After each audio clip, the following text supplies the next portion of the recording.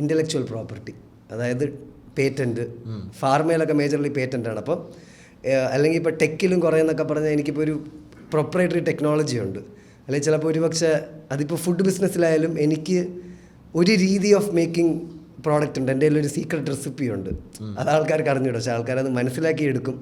പക്ഷേ on the tech end ഇപ്പോൾ എനിക്ക് ഞാനൊരു ഡ്രഗ് ഡെവലപ്പ് ചെയ്യുകയാണെങ്കിൽ എനിക്കതിൻ്റെ പേറ്റൻ്റ് ഉള്ള സമയത്ത് വേറെ ഒരാൾക്ക് ആ ബിസിനസ് ചെയ്യാൻ പറ്റില്ല. അപ്പോൾ എനിക്ക് എത്ര വേണമെങ്കിലും ലാഭം ഉണ്ടാക്കാം.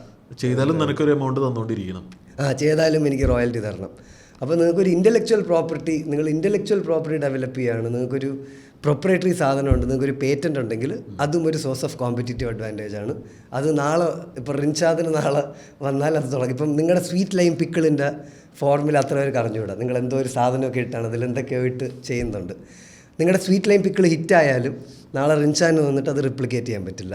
അപ്പം നിങ്ങൾ സ്വീറ്റ് ലൈം പിക്കിൾ ഇപ്പോൾ 500 രൂപയ്ക്കാണ് വിൽക്കണമെങ്കിൽ നാളെ റിൻഷാദിന് അതൊന്ന് 400 രൂപയ്ക്ക് വിറ്റ് നിങ്ങളുടെ കസ്റ്റമേഴ്സിന് എടുത്തുകൊണ്ട് പോകാൻ പറ്റില്ല.